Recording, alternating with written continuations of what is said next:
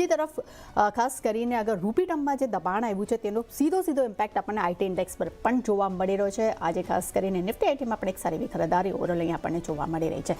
પરંતુ હવે આપણી સાથે નુવામા પ્રોફેશનલ ક્લાયન્ટ ગ્રુપના સાગર દોશી જોડાઈ ગયા છે. ગુડ મોર્નિંગ સાગર. સાગર, માર્કેટની સિચ્યુએશન ઘણી જ વોલેટાઇલ હું કહીશ. એક તરફ અગર હું રૂપીની વાત કરું છું, ગઈકાલ સુધી ઓલ ટાઈમ લો, આજે લગભગ આપણને કહી શકાય કે 85 પૈસા, અત્યારે 65 પૈસા છે, લગભગ 85 પૈસા આપણને એક રિકવરી જોવા મળી રૂપી ફ્રન્ટ પર. રૂપિયામાં જે ઉતાર ચઢાવ આવ્યો છે એ આખા માર્કેટની સિચ્યુએશન બદલી રહ્યું છે. બીજી તરફ બ્રેન્ટ ક્રૂડ, જે આપણા ભારતીય માર્કેટને, આપણા માઇક્રો ઇકોનોમીને લઈને ખૂબ જ પોઝિટિવ છે, જે અત્યારે આપણે જોઈ રહ્યા છે કે $59 નીચે અત્યારે આપણને જે રૂપિયો, માફ કરજો, બ્રેન્ટ ક્રૂડ અહીંયા કારોબાર કરતો જોવા મળી રહ્યો છે. એક પોઝિટિવ અહીંયા વ્યૂ લઈ રહ્યા છે. ટેરિફને લઈને પણ કદાચ હજી પણ અનિશ્ચિતતાઓ ચાલી રહી છે, ત્યાં કોઈ જાતના ક્લેરિફિકેશન નથી આવ્યા. એક મોટો સવાલ અહીંયા બની રહ્યો છે. તો આ બધા જે ફંડામેન્ટલ મિશ્ર જે સંકેતો છે તેની સામે અહીંયા તમે માર્કેટને અહીંયા કેવી રીતે નોટિસ કરી રહ્યા છો? Good morning. ઓબ્વિયસલી તમે કીધું, ઓબ્વિયસલી રૂપીઝ એક હમણાં એક બિગેસ્ટ પ્રોબ્લેમ ચાલી રહ્યો છે, જે 91 ક્રોસ કરી ગયો હતો. રિસેન્ટલી જે લાસ્ટ 1.5 આવરમાં જે સેલિંગ આવ્યું છે આરબીઆઈ સાઇડથી, જે સપોર્ટિવ ફેક્ટર બની રહ્યા છે, એ કાંઈ ને કાંઈ થોડું પોઝિટિવ સાઇન આપી રહ્યા છે. બટ અગર આપણે ગ્લોબલ માર્કેટની વાત કરીએ, એક્સેપ્ટ રૂપીઝ, સો જે ઇન્ડિકેશન આવી રહ્યા છે, અગર હું ડોલરને જ કન્ટિન્યુ કરું અને હું એનું રિટર્ન જોઉં છું ડેફટીમાં, જે નિફ્ટીનું વર્ઝન છે ડોલરમાં, કે ડોલરમાં અગર કોઈ રિટર્ન જોવે છે નિફ્ટીના, તો ઓબ્વિયસલી એક નેગેટિવ રિટર્ન બની રહ્યા છે. અને હજી બી આપણે ઓલ ટાઈમ હાઈથી 6-7% આવે છે ઇન ડેફટી ટર્મ. અગર હું એફઆઈની પોઝિશન જોઉં છું તો આપણે લાસ્ટ કન્ટિન્યુઅસલી હજી બી એક સેલિંગ પ્રેશર બની રહ્યું છે, અને જે હિસાબથી રૂપી ડોલર રિએક્શન આવી રહ્યું છે, ક્યાંય ને ક્યાંય હજી બી આગળ જઈને બી આપણે પ્રેશર જોવા મળી શકે છે. અને જે રિટર્ન બન્યા છે ઇમર્જિંગ માર્કેટ વર્સિસ નિફ્ટીમાં, એ આપણે ક્યાંય ને ક્યાંય લગાડ અને અંડર પરફોર્મરના 2025ના એન્ડમાં આપણે ઓલમોસ્ટ બોટમ 3, બોટમ 4 ઇન્ડાઇસીસમાં છીએ, જ્યાં અંડર પરફોર્મન્સ આપણે હાઈએસ્ટ જોવા મળ્યું છે નિફ્ટીમાં. અગર આપણે બાકી સિચ્યુએશન જોઈએ યુએસ તરફથી, સો યુએસના સેકન્ડ હાફમાં આઈડિયલી ડિસેમ્બરમાં મોરઓરલેસ માર્કેટ સાઇડવેઝ રહી છે હિસ્ટોરિકલી, કારણ કે લાસ્ટ 15-20 ડેઝ થોડું વેકેશન મોડમાં જાય છે. બટ આવતીકાલે જે જાપાન તરફથી રેટ હાઇક આવવાનું છે, બહુ ઇમ્પોર્ટન્ટ છે, જે હમણાં બી લોકો હજી એટલું ડિસ્કસ નથી કરી રહ્યા. આપણે લાસ્ટ ટાઈમ ડિસ્કસ કર્યું હતું. હવે એની પોલિસી કમ્પ્લીટલી ચેન્જ થઈ રહી છે, અને જાપાન રેટ હાઇકના તરફ જઈ રહ્યું છે after a long period of time. અને ક્યાંય ને ક્યાંય જે બી બોરો થયું છે માર્કેટમાં પૈસા, એ મેજોરિટી યેનમાં થયું છે જાપાનીઝ માર્કેટથી, અને વર્લ્ડમાં ફ્લો આવ્યું છે. હવે આ રિવર્સ થવાના ચાન્સીસ છે, અને યેન કેરીડ રેટ ટ્રિગર થવાના ચાન્સીસ છે. તો મને લાગે છે ક્યાંય ને ક્યાંય ઓવર નેક્સ્ટ 1.5 યર આ એક બહુ મોટું ઇન્ડિકેશન રહેશે જાપાનીઝ પોલિસી, અને એ માર્કેટને ગોઈંગ ફોરવર્ડ ડ્રાઈવ કરી શકે છે. આવતીકાલની જે રેટ હાઇક આવવાનું છે જાપાનથી, મોરઓરલેસ માર્કેટ ઇન છે, પ્રાઇસ્ડ ઇન છે. બટ મને લાગે છે જે ગોઈંગ ફોરવર્ડ જે સ્ટેટમેન્ટ આવશે અને 1.5 યરની જે પોલિસીના ઇન્ડિકેશન આવશે, એ એક બહુ ઇમ્પોર્ટન્ટ ચાન્સીસ છે કે એ માર્કેટને ડ્રાઈવ કરે. આપણે હિસ્ટોરિકલી જોયું છે, જેનમાં વિક્સ જનરલી 20-25% આપણે હિસ્ટોરિકલી બાઉન્સ આવ્યું છે વોલેટિલિટીમાં વર્લ્ડ વાઇડ. જ્યારે ડિસેમ્બરમાં આપણે અગર હિસ્ટોરિકલી જોઈએ તો ફર્સ્ટ હાફમાં બિફોર કોવિડ આપણે એવરી યર ફર્સ્ટ હાફમાં સ્મોલ કેપ અને મિડ કેપમાં લિક્વિડેશન જોયું છે.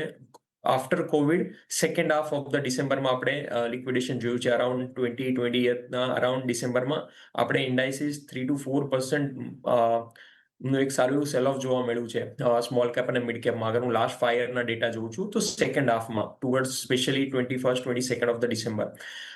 ધીસ યર ઓલ્સો જે હિસાબથી આપણું એફઆઈનું સેલિંગ છે, મને લાગે છે હજી આ કન્ટિન્યુઅસ રહેશે. અને જે ઉપરમાં રેઝિસ્ટન્સ બની રહ્યા છે, અગર હું ચાર્ટનું ડિસ્કસ કરું તો ક્યાંય ને ક્યાંય 26,200, 26,300માં નિફ્ટીમાં એક સારું એવું સેલિંગ પ્રેશર બનવા મળ્યું છે. Number of stock making new highs vis-a-vis જે લાસ્ટ ટાઈમ 26,200 પર માર્કેટ હતું ત્યારે એ બી એક રિડ્યુસ થયા છે. તો ક્યાંય ને ક્યાંય ડિસ્ટ્રીબ્યુશન સાઇન બની રહી છે. માર્કેટમાં સ્ટ્રેન્થ નથી. સ્મોલ કેપ અને મિડ કેપ ઇન્ડાઇસીસમાં સારું એવું સેલિંગ જોવા મળ્યું છે. અગર આપણે પોર્ટફોલિયો લેવલ પર વાત કરીએ તો ક્યાંય ને ક્યાંય on an average portfolio all time હાઈથી 22% અગર હું સ્ટોક જોઉં છું below 1000 crore market cap, below 3000 crore market cap, તો ઓન એન એવરેજ 22% આપણે ડ્રોડાઉન જોવા મળ્યું છે 52 વીક હાઈથી.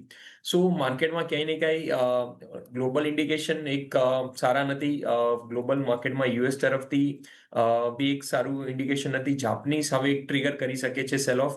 સો નીચેમાં જે લેવલ બની રહ્યા છે ઇમિડિયેટલી નિફ્ટીમાં 25,600 બની રહ્યા છે, બટ 25,600 અગર બ્રેક થાય છે તો આપણે નીચેમાં 24,700 માટે બી ઓપન થઈ શકશું જેનમાં. સો આઈડિયલી જેના પાસે લોંગ ટર્મ પોઝિશન્સ છે અને જે લોકો માર્કેટમાં રહેવા માંગે છે એના માટે એક બેસ્ટ ઓપ્શન છે કે માર્ચનું પુટ થી હેજ કરવાનું. માર્ચના પુટની આઈવીઝ અરાઉન્ડ 7 થી 8 છે, જે હિસ્ટોરિકલી લો લેવલ પર ચાલી રહી છે. અગર આપણે જેનની આઈવીઝ જોઈએ તો આપણે 22% આપણે આઈવી હિસ્ટોરિકલી જોઈ છે. તો આ એક બેસ્ટ ટાઈમ છે ટુ હેજ ધ પોર્ટફોલિયો, કારણ કે હજી આપણે ઇન્ડાઇસિસમાં હજી 2% આવે છે ઓલ ટાઈમ હાઈથી. એટલે આપણે હજી ઇન્ડાઇસિસમાં સેલ ઓફ નથી જોયું. પોર્ટફોલિયો લેવલ પર સેલિંગ જોવા મળ્યું છે, બટ ઇન્ડાઇસિસ લેવલ પર હજી બી સેલિંગ જોવા નથી મળ્યું. તો ક્યાંય ને ક્યાંય એક હેજ કરીને પોઝિશન ચાલવી જોઈએ four next 2 to 3 months.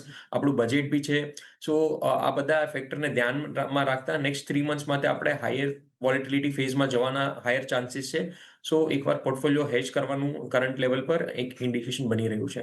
Okay, તો સાગર તરફથી ખાસ કરીને પોઝિશન જે તે ત્યાં અહીંયા હેજ કરવાની સલાહ તેઓ આપી રહ્યા છે. ડેફિનેટલી ફેબ્રુઆરીમાં એક તરફ બજેટ આવશે અને બીજી તરફ અત્યારે જાપાન એલને લઈને પણ જે આઉટકમ આવવાના છે પ્રાઇસ હાઇકને લઈને ડેફિનેટલી સાગર તમે વાત કરી છે. જ્યારે પણ આવા જાપાનને લઈને જે આટલા ટાઈમથી આપણે જોઈ રહ્યા છે કે જ્યારે સમાચાર આવે છે ત્યારબાદ જ્યારે રિએક્શન આવે છે પછી જ આનો મુદ્દાને હંમેશા ઉછાળવામાં આવ્યો છે અને તેના પર રિએક્શન આપ્યું છે.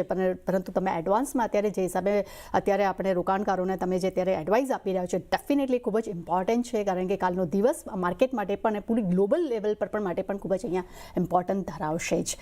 સાગરજી, બીજી તરફ અગર જે આજની સૌથી મોટી કહી શકાય કે એક દિવસ જે છે તે બ્રાન્ડ ક્રૂડનો આપણને જોવા મળ્યો, જે શાર્પ ડિક્લાઇન આવ્યો છે, જેનો સીધો ઇમ્પેક્ટ જે છે અત્યારે આપણે જોઈ રહ્યા છે કે એશિયન પેઇન્ટ્સ પર આપણે જોઈ રહ્યા છે. બીજી તરફ આપણે ઓએમસીસ કંપનીમાં આઈઓસી, બીપીસીએલ, એચપીસીએલ પણ એક પોઝિટિવ ઝોનમાં કારોબાર કરી રહ્યા છે. ત્યાં તમારું એંગલ કેવું બની રહ્યું છે?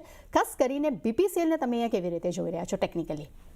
તો જે ક્રૂડમાં લાસ્ટ 8-10 ડેઝમાં જે સેલિંગ આવ્યું છે 10 to 15%, એ ઓબ્વિયસલી એક પેઇન્ટ સેક્ટર, ટાયર સેક્ટર માટે બેનિફિશિયલ છે, ઓએમસી માટે બેનિફિશિયલ છે. તો અગર હું બીપીસીએલનું ચાર્ટ જોઉં છું તો ઉપરમાં જે લેવલ બની રહ્યા હતા એના જે ટાર્ગેટ આવી રહ્યા હતા 380 અરાઉન્ડ, એ ઓલમોસ્ટ આજના દિવસમાં આપણે 372 હાઈ જોયો છે. તો અગર આપણે નીચેમાં કાઉન્ટર અગર સેલ ઓફમાં 355 અરાઉન્ડ આવે છે તો એકવાર શોર્ટ ટર્મમાં ટ્રેડ બની શકે છે. બટ જેના પાસે લોંગ છે એ લોકો 350ના સ્ટોપ લોસ સાથે હોલ્ડ કરી શકે છે અને ઉપરમાં 380-385ના લેવલ પર એકવાર પ્રોફિટ બુક કરી શકે છે. અગર હું જ્યારે એશિયન પેઇન્ટ્સની વાત કરું છું, એશિયન પેઇન્ટ્સમાં કરંટ લેવલથી એક બાઉન્સ આવી શકે છે અને બાઉન્સ ટુવર્ડ્સ 2880-2890 સુધી આવવાના ચાન્સીસ છે આજના કાલના દિવસમાં. તો આ એક પ્રોફિટ બુકિંગની જગ્યા છે. સો આ એક લેવલ પર પ્રોફિટ બુકિંગ કરવું જોઈએ 2860-2880ના પાસે. ઓકે, તો ખાસ કરીને બીપીસીએલ પર પહેલાં નજર કરી લેશું. તો ત્યાં આગળ જો તમારી પાસે પોઝિશન છે તો તમે અહીંયા હોલ્ડ કરી શકો છો 355ના લેવલ પર સ્ટોપ લોસ રાખીને. અપસાઇડ તમને 385 સુધીના લેવલ જોવા મળી શકે છે. અને એશિયન પેઇન્ટને લઈને પણ અહીંયા ખાસ કરીને અપસાઇડ એટલે કે 2880-2890ની આસપાસ અહીંયા પ્રોફિટ બુક કરવાની સલાહ આપણને સાગરજી પાસેથી જોવા મળી રહી છે. પરંતુ લઈને કોઈ બ્રેક બાદ નજર કરશું અન્ય શેર્સ પર.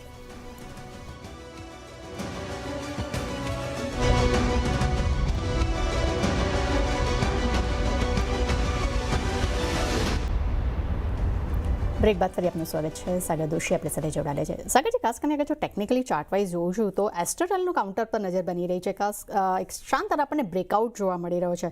કેન્ડલ પર જોઈ રહી છું તો 20, 50, 100, 200 ડીએમએનો એક જ આપણને ખાસ કરીને કેન્ડલમાં બધા સપોર્ટ આપણને કહી શકાય એક સપોર્ટ સાથે અહીંયા આપણને કેન્ડલ પાર થતી જોવા મળી રહી છે. અને ખાસ કરીને અગર આજના દિવસની અગર જો વાત કરશું તો 1433 આ 100 ડીએમએનો અહીંયા સપોર્ટ પણ આપણને જોવા મળી રહ્યો છે. નો ડાઉટ આજે આ કાઉન્ટર અત્યારે ડે લો પર આવ્યું છે. આ જે લો અત્યારે બની રહ્યો છે ત્યાં કોઈ ખરીદારી કરવાની સલાહ ખરી?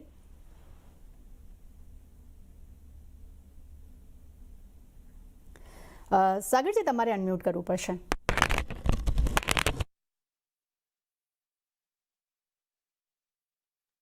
સોરી. સો જે લાસ્ટ 2 to 3 મંથ્સમાં જે આપણે કન્સોલિડેશન મોડ જોયું છે કાઉન્ટરમાં, એ કન્ટિન્યુઅસ મને લાગી રહ્યું છે, હજી બી કન્ટિન્યુએશન લાગી રહ્યું છે. જે ઉપરમાં લેવલ બની રહ્યા છે 1470 1480ના, એ મેક્સિમમ અપસાઇડ લાગી રહી છે કાઉન્ટરમાં. અને જે નીચેમાં જે ડબલ બોટમ ફોર્મેશન કહી શકીએ આપણે શોર્ટ ટર્મમાં, એ અરાઉન્ડ 1380 1390ના લેવલ પર બની રહી છે. તો જેના પાસે પોઝિશન છે એ હોલ્ડ કરી શકે છે 1380ના સ્ટોપ લોસ સાથે. અને ઉપરમાં 1500 સુધીના એકવાર ટાર્ગેટ આવે છે તો એકવાર એક્ઝિટ કરવાની સલાહ છે. જેના પાસે પોઝિશન નથી એ એકવાર અવોઇડ કરી શકે છે, બીકોઝ કે લાસ્ટ 2 to 3 મંથ્સમાં કમ્પ્લીટલી કન્સોલિડેશન પેટર્નમાં છે. સો બેટર છે કે એને અવોઇડ કરવું. ઓકે, જો નવી પોઝિશન લેવી હોય તો અહીંયા અવોઇડ કરવાની સલાહ છે, પરંતુ જો કોઈની પાસે પોઝિશન છે તો તે જો 90-80ના સ્ટોપ લોસ સાથે પોઝિશન અહીંયા કેરી કરી શકે છે. અપસાઇડ તમને 1500 સુધીના લેવલ્સ મળે ત્યાં એક્ઝિટ કરવાની સલાહ આપણને સાગરજી પાસેથી જોવા મળી રહી છે. સાગરજી, ત્યારબાદ ખાસ કરીને અગર હું સેક્ટર વાઇઝ વાત કરું છું તો એફએમસીજી સેક્ટર સૌથી ડિફેન્સિવ સેક્ટર આપણે કાઉન્ટ કરીએ છીએ. ગઈકાલે જ્યારે માર્કેટમાં આટલો શાર્પ ડિક્લાઇન આપણને જોવા મળ્યું, પરંતુ માત્ર આ એક એવું સેક્ટર હતું જે પોઝિટિવ ઝોનમાં કારોબાર કર્યું હતું, જેમાં ખાસ કરીને બ્રિટાનિયા જેવું કાઉન્ટર છે ત્યાં પણ એક સારી મોમેન્ટમ જોવા મળી હતી, મેરિકોમાં મોમેન્ટમ જોવા મળી હતી. તો અત્યારે તમે જે હિસાબે તમે પણ વાત કરી કે માર્કેટમાં એક ડાઉનફોલ જોવા મળી રહ્યા છે, તો શું એફએમસીજીને હેજિંગ પોઝિશન તરીકે અહીંયા કામ કરાવી શકાય ખરું? ડેફિનેટલી તમે જેમ કહો છો એમ ઓબ્વિયસલી એક એફએમસીજી એક લીડર બની શકે છે. અગર હું લાસ્ટ એના 5 યર્સના રિટર્ન જોઉં છું તો 5 યર્સથી એફએમસીજી અંડર પરફોર્મ કરી રહ્યું છે માર્કેટને. અગર હું એનું નિફ્ટી વિઝાવિઝ એફએમસીજીનો ચાર્ટ જોઉં છું, રેશિયો ચાર્ટ, એ 3.5 યર્સના બોટમ પર ટ્રેડ કરી રહ્યો છે. સો ક્યાંય ને ક્યાંક હવે એક રિવર્સલ બેટ બની રહી છે. અને જેમ આપણે ડિફેન્સિવની વાત કરીએ છીએ કે ડિફેન્સિવ કાઉન્ટર આગળ જઈને લીડ કરી શકે છે, તો ઓબ્વિયસલી એફએમસીજીમાં સિલેક્ટેડ નેમ્સ જેમ તમે કીધું, ઓબ્વિયસલી એક Marico is one of them. જે મેરિકો કરન્ટલી 738 739ના લેવલ પર ટ્રેડ થઈ રહ્યું છે. મને લાગે છે આ લોંગ ટર્મમાં એક સારું એવું મોમેન્ટમ આપી શકે અને આપણે નેક્સ્ટ 3 to 6 મંથ્સમાં કાઉન્ટરને એટલીસ્ટ 800ના પાર કરતા આપણે જોઈ શકીએ છીએ. જે બીજું કાઉન્ટર છે બ્રિટાનિયા, જે તમે ડિસ્કસ કર્યું, બ્રિટાનિયામાં બી એક સારું ગઈકાલના સેશનમાં મૂવ હતું અને કન્ટિન્યુઅસ લાગી રહ્યું છે કે હવે બ્રિટાનિયા અહીંથી લીડ કરી શકે છે. અને ક્યાંય ને ક્યાંય હવે જે નવા લેવલ બની રહ્યા છે બ્રિટાનિયામાં, એ 6500 6600ના લેવલ બની રહ્યા છે. સો ઓવરઓલ બંને કાઉન્ટર સારા લાગી રહ્યા છે. એફએમસીજી એઝ અ સેક્ટર હજી બી એક બ્રેકઆઉટ નથી આવ્યું અગર બ્રેકઆઉટની વાત કરું તો, બટ સિલેક્ટિવ કાઉન્ટર્સમાં ડેફિનેટલી એક નવા બ્રેકઆઉટ આવી ગયા છે. સો ડેફિનેટલી આને ધ્યાનમાં રાખવું જોઈએ ને કમ્પ્લીટલી અગર આપણે શિફ્ટ કરવું હોય હાઈ બીટાથી લો બીટા તરફ તો એફએમસીજીને ધ્યાનમાં રાખવું જોઈએ ડેફિનેટલી. ઓકે, તો એફએમસીજી પણ અહીંયા ફોકસ રાખવાની સલાહ છે, જેમાં બ્રિટાનિયા અને મેરિકો બંને કાઉન્ટર ખાસ અહીંયા સાગરજીને પસંદ આવતા જોવા મળી રહ્યા છે. સાગરજી, ત્યારબાદ અગર જો નજર કરશો તો લ્યુપિન પર નજર કરીએ. નો ડાઉટ લાસ્ટ સપ્તાહ તમારો ટ્રેડિંગ કોલ પણ હતો અને અત્યારે પણ જોઈ રહ્યા છે કે સારું આઉટ પરફોર્મ પ્રદર્શન કરી રહ્યું છે. અને આજે તો પોઝિટિવ સમાચાર કહી શકાય કે યુએસ એફડીએ પાસેથી જે યુનિટને પહેલાં 6 લોકોનો મળ્યા હતા તેને હવે અહીંયા EIR મળ્યો છે. સમાચાર બાદ એક સારું આપણને આઉટ મુવમેન્ટ અહીંયા જોવા મળી રહ્યું છે. 2000નો એક સારો સપોર્ટ આ લ્યુપિને કન્ટિન્યુ લીધો છે. અત્યારે 2106ની આસપાસ કારોબાર કરી રહ્યો છે. તો અહીંયા ટેકનિકલી શું કરવું જોઈએ અને અગર જો કોઈની પાસે પોઝિશન છે તો ત્યાં કેવી રીતે અહીંયા સ્ટોપ લોસ અને ખાસ કરીને ટાર્ગેટ રાખવા જોઈએ?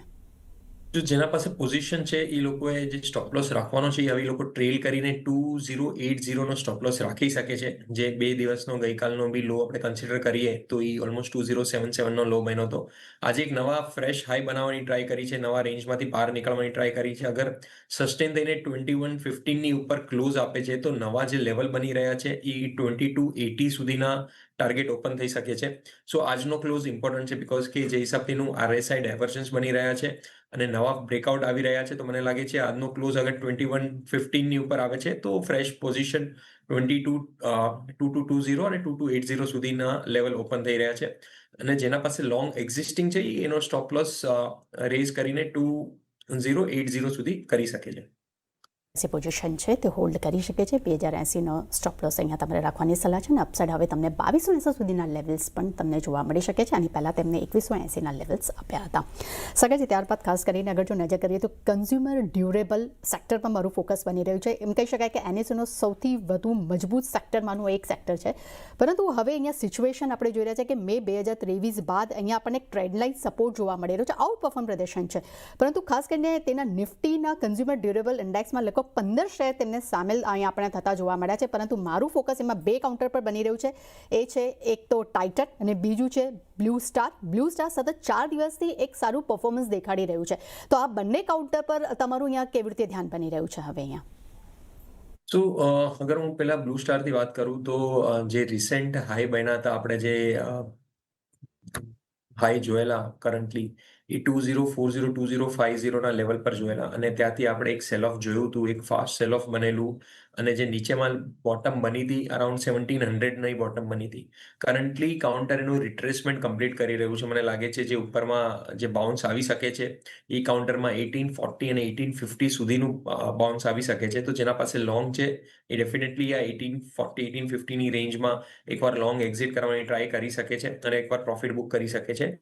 જેના પાસે પોઝિશન નથી એ કરન્ટલી કાઉન્ટરને અવોઇડ કરી શકે છે. અને અગર એઝ એ સેક્ટરની વાત કરું તો સેક્ટરમાં બી એઝ સચ મને કોઈ ઇન્ટરેસ્ટિંગ સ્ટોક નથી લાગતો. એક હાયર હાઈની પછી એક એનું રિટેસ્ટ બની રહ્યું છે અને લોઅર લોઝ બની રહ્યા છે. તો આઈ થિંક હમણાં આપણે આ કાઉન્ટર અને એઝ અ સેક્ટરને અવોઇડ કરવું જોઈએ. જ્યાં સુધી ક્લેરિટી નથી આવતી ત્યાં સુધી મને લાગે છે જસ્ટ બાઉન્સ 1 to 2% કાઉન્ટરમાં આવી શકે છે અને સેક્ટરમાં આવી શકે છે. બટ આ એક એક્ઝિટની ઓપોર્ચ્યુનિટી બની શકે છે રેધર દેન બાઇંગ ઓપોર્ચ્યુનિટી. તો ખાસ કરીને અહીંયા કન્ઝ્યુમર ડ્યુરેબલ માટે પૂરા સેક્ટર્સની અગર જો વાત કરશો ત્યાં સિલેક્ટેડ કાઉન્ટર અગર તમારી પાસે છે તો પોઝિશન માટે એક્ઝિટ કરવાની સલાહ છે. અને બ્લુ સ્ટાર માટે અગર જો તમારી કોઈ પાસે પોઝિશન છે તો તે 1840 1850ની આસપાસ આવે ત્યાં પ્રોફિટ કરવાની સલાહ છે. પરંતુ નવી પોઝિશન હાલમાં લેવાની સલાહ નથી. પરંતુ લઈને નાનો બ્રેક બાદ નજર કરશું સાગરજીના ટ્રેડિંગ કોલ પર.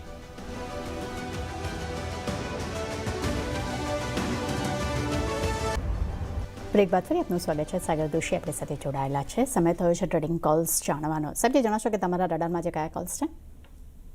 સો આપણે એક એફએમસીજી ઓલરેડી ડિસ્કસ કર્યું હતું. એફએમસીજી સેક્ટરમાં જ ટાટા કન્ઝ્યુમર અગર આપણે જોઈએ તો કરન્ટલી અરાઉન્ડ 1180ના લેવલ પર ટ્રેડ કરી રહ્યું છે. મને લાગે છે જે નવા ફ્રેશ બ્રેકઆઉટ બની રહ્યા છે એક ટાટા કન્ઝ્યુમર કરન્ટલી 1180ના લેવલ પર ટ્રેડ થઈ રહ્યું છે અને ઉપરમાં જે લેવલ બની રહ્યા છે એ મિનિમમ જે ટ્રેન્ડનું જે ફર્સ્ટ રેઝિસ્ટન્સ આવી રહ્યું છે એ નિયર ટુ 1280 1290ના લેવલ બની રહ્યા છે.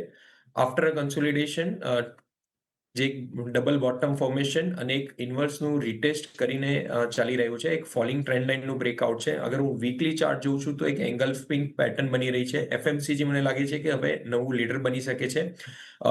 સો કરન્ટલી આ કાઉન્ટરમાં એક સ્ટોપલોસ જે બની રહ્યો છે, જે શોર્ટ ટર્મ સ્ટોપલોસ કહી શકીએ આપણે 1140નો સ્ટોપલોસ રાખીને આપણે 1280 1300ના આપણે લેવલ જોવા મળી શકે છે. તો મને લાગે છે કે અહીં કે આ કાઉન્ટરમાં કપલ ઓફ રીઝન જે તમને કીધું, એક વીકલીમાં એંગલ્ફિંગ, ડેઇલીમાં એક ફોલિંગ ટ્રેન્ડ લાઇનનું બ્રેકઆઉટ અને જે હાયર હાઈ ફોર્મેશન બની રહ્યા છે અને બિંગ ઇન ડિફેન્સિવ સેક્ટર હવે એક લીડિંગ સ્ટોક બની રહ્યું છે. તો ઉપરમાં 1280 સુધીના આપણે લેવલ જોવા મળી શકે છે. જે સેકન્ડ કાઉન્ટર છે એ સેન્ચુરી પ્લાય અગર આપણે કન્ટિન્યુઅસ આનું પેટર્ન જોઈએ તો 2025માં જે હાઈ બન્યા હતા અને એના રિટેસ્ટ જોઉં છું અને ફોલિંગ ટ્રેન્ડ લાઇનનું હવે નવું એક બ્રેકઆઉટ આવી રહ્યું છે. તો લોંગ ટર્મ એક સારું પોઝિશનલ બ્રેકઆઉટ બની રહ્યા છે સ્ટોકમાં. મંથલી ચાર્ટ જોઉં છું તો મંથલી ચાર્ટમાં એક સારું રિવર્સલ બની રહ્યું છે 20 DMમાં અને જે નવા ફ્રેશ બ્રેકઆઉટ બની રહ્યા છે જે આફ્ટર 12 મંથ્સ કન્સોલિડેશન કહી શકીએ નવા બ્રેકઆઉટ બની રહ્યા છે. સેકન્ડલી ઇરિસ્પેક્ટિવ ઓફ આપણે જે સ્મોલ કેપ અને મિડ કેપમાં સેલ ઓફ જોયું છે, આ કાઉન્ટરમાં આપણે સેલ ઓફ નહીં ઇનફેક્ટ નવા હાઈ બનતા જોવા મળ્યા છે. તો ક્યાંય ને ક્યાંય આઉટ પરફોર્મન્સ કહી શકીએ અને જે સ્ટોકમાં લેવલ બની રહ્યા છે એ કરન્ટલી ઉપરમાં 930 940 સુધીના આપણે મિનિમમ લેવલ જોવા મળી શકે છે. સો રિસ્ક રિવોર્ડ ફેવરેબલ છે. 810નો સ્ટોપ લોસ રાખીને ઉપરમાં 930 940 સુધીના આપણે લેવલ જોવા મળી શકાય છે. 850 855ના રેઝિસ્ટન્સ એકવાર શોર્ટ ટર્મ બની શકે છે. બટ મને લાગે છે કે એની કે આ સ્ટોક આઉટ પરફોર્મર છે તો ઉપરમાં આ લેવલ નીકાળી અને 920 સુધીના આપણે રિટર્ન જોવા મળી શકે છે. તો રિસ્ક રિવોર્ડ વાઇઝ બી ફેવરેબલ છે. તો આ બંને કાઉન્ટરને ધ્યાનમાં રાખવા જોઈએ.